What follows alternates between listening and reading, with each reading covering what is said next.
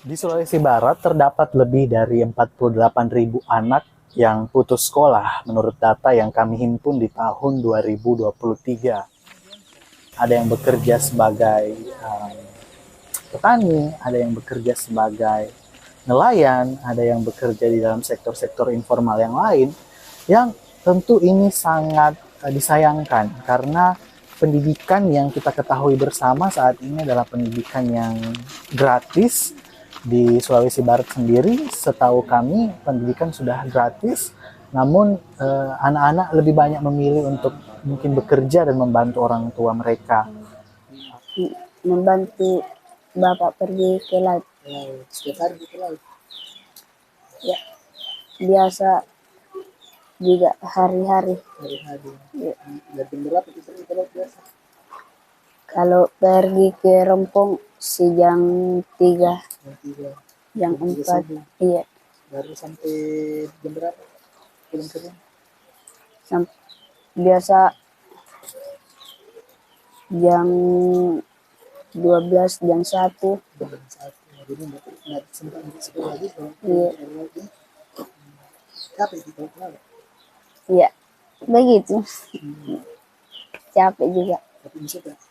Disuka. Saya kira yang paling berperan penting itu adalah keluarganya. Ya, keluarganya, kakaknya kah, bapak ibunya kah. Itu dari dorongan mereka lah sehingga bisa anak-anak itu terus bersekolah. Kendalanya itu dari semangat mereka, bagaimana kurang dorongan mereka untuk belajar lebih bagus. Atau dari guru-guru juga mungkin ya tidak tahu lah apa kekurangan kami sehingga ada yang sempat putus sekolah. Jikalau mereka itu kan rata-rata nelayan itu tidak berpendidikan ya, sehingga besar kemungkinan ini akan mengaruhi anak-anaknya untuk tidak lanjut sekolah, putus sekolah mereka. Jadi dorongan itu memang tidak ada karena Iya, latar belakang lingkungannya juga tempat tinggal mereka rata-rata tidak berpendidikan, akhirnya mereka terpengaruh untuk tidak lanjut sekolahnya. Ya. Orang tua siswa itu kurang sadar akan perannya juga sebagai orang tua untuk mendidik mereka di rumah mereka. Kalau kami sekolah berapa jam saja untuk menghadapi mereka. Persoalan putus sekolah ini juga merembes atau berkaitan erat dengan persoalan-persoalan lain yang ada di daerah. Misalnya saja stunting, anak muda yang cepat menikah, putus sekolah, tidak memiliki pendidikan yang cukup, tidak memahami nutrisi dengan baik, akhirnya juga melahirkan anak dan membesarkan anak yang mungkin kurang nutrisi. Dan ini menjadi sebuah lingkaran siklus yang terus berlanjut. Anak-anak yang lahir dengan nutrisi yang kurang, tidak mampu belajar, akhirnya putus sekolah lagi. Anak-anak bukan cuma persoalan putus sekolah, perkawinan anak, dan isu-isu lain yang sangat serius juga berkaitan erat dengan rendahnya pendidikan. Kualitas hidup masyarakat juga sangat ditentukan oleh pendidikan. Dengan pendidikan yang baik, kita bisa melihat anak-anak kita atau masyarakat kita punya kesadaran yang lebih tinggi akan kesehatan mereka, kesejahteraan mereka, dan mungkin juga isu-isu lain yang berkaitan dengan hak-hak mereka dalam hidup yang mereka bisa perjuangkan ketika mereka punya pendidikan yang baik. Berbagai upaya sebenarnya telah banyak dilakukan oleh pemerintah untuk menyelesaikan persoalan putus sekolah ini. Namun menurut apa yang kami lihat, cara-cara lama ini ternyata belum bisa cukup efektif untuk menurunkan angka putus sekolah di Provinsi Sulawesi Barat.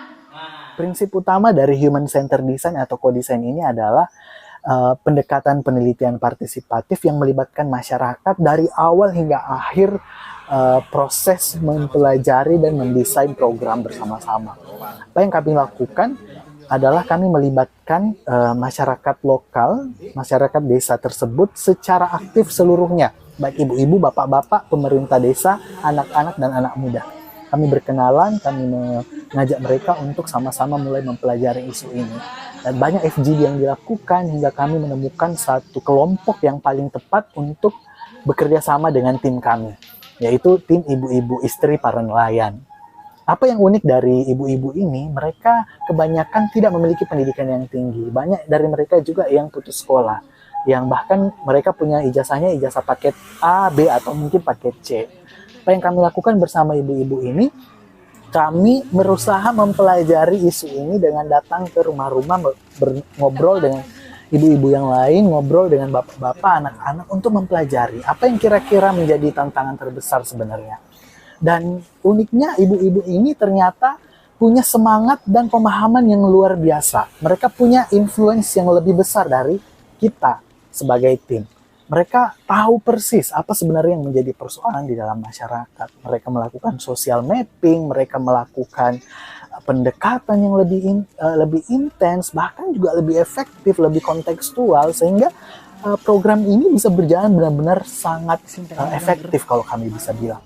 Kemudian tim fasilitator kami juga ini melibatkan bukan hanya background dari pendidikan, ada juga background dari kedokteran, kesehatan, ada background dari IT, ada juga background bahkan dari agriculture, pertanian, dan bisnis. Semua orang kami libatkan untuk benar-benar memahami seperti apa sebenarnya isu ini. Yang kami lakukan adalah biasanya kami mendatangi rumah orang tuanya yang putus sekolah. Karena kita akan membicarakan apakah anak ini mau ke sekolah atau langsung diikutkan paket. Terus alhamdulillah mereka merespon dengan baik. Ada yang kembali ke sekolah, ada pula yang diikutkan paket. Keunggulan dari program ini adalah kami memberikan kebebasan kapan waktu belajar, tempatnya pun kami memberikan pilihan di rumahnya atau di rumah Ibu Kader. Pendekatan co-design atau human center design yang kami lakukan di masyarakat ini merupakan pendekatan partisipatif yang fokus pada masyarakat sebagai sumber solusi utama dalam menyelesaikan persoalan. Ketika berbicara putus sekolah, kita sering melihat masyarakat sebagai sumber masalahnya. Namun, dalam pendekatan ini, kita lebih fokus melihat masyarakat sebagai aset atau kekuatan utama dalam menyelesaikan persoalan. Dengan perubahan cara pandang ini, kita dapat melibatkan secara aktif partisipasi masyarakat untuk melihat sendiri dan menyelesaikan sendiri persoalannya. Dan inilah yang kami lakukan bersama dengan masyarakat. Kami mengundang mereka untuk terlibat aktif dalam memikirkan solusi terbaik bagi persoalan ini. Nama saya Salma. Setiap hari sebagai ibu rumah tangga, juga sebagai kader posyandu dan kader Macanga untuk menangani putus sekolah di Dusun Malolo. Alhamdulillah setelah mengikuti program Macanga, saya melihat semangat belajar anak-anak kembali meningkat. Semoga ke depan program ini terus berlanjut dan anak-anak tidak ada lagi yang putus sekolah. Alhamdulillah kami merasa bangga karena anak-anak yang biasa kami lewat di depan rumahnya kami dipanggil, Nabila mau kak belajar Ibu. Jadi mudah-mudahan tidak mudah-mudahan sebaliknya bukan kita lagi yang ke rumahnya memanggil, terus anak sendiri yang akan datang ke rumah kita. Mungkin bisa ditingkatkan kedisiplinan dalam membimbing mereka. Terus memberikan mereka semangat pendidikan supaya mereka terus bersekolah. Ini saya sangat setuju sekali kalau ada program ini, sangat positif, bahkan saya mengacungkan jempol 2 terhadap program ini, karena dengan adanya program ini ya anak-anak bisa yang putus sekolahnya akhirnya kembali sekolah. Ya, saya berterima kasih banyak kepada adik-adik yang menjalankan program ini. Bagaimana merasa setelah belajar ke kembali? Apa merasa? Baik, disuka membaca, belajar, menulis. Bagaimana kalau mau juga lanjut sekolah? Kalau sudah Iya, maka lanjut jadi angkatan laut. menjadi tentara. Iya. Di mana kira-kira bagus SMP? Di Tasik. Bagaimana perasaan waktu tidak sekolah? Waktu berhenti ke sekolah, apa merasa? Tidak nyaman kalau tidak pergi laut, tidak ada dibikin. Oh, kalau mau pergi lah kayak gitu. Iya. Tinggal saja. situ saja disuruh orang tua. Putus sekolah adalah persoalan lama yang belum benar-benar dapat tertangani secara serius di daerah ini, sehingga dibutuhkan keseriusan dari berbagai pihak untuk bekerja sama dalam menyelesaikan persoalan ini dengan cara-cara yang baru, dengan cara-cara yang lebih efektif. Masyarakat yang selama ini dipandang sebagai sumber datangnya masalah harus diberdayakan, harus dipandang sebagai sumber solusi dan aset terbaik dalam menyelesaikan persoalan yang mereka hadapi.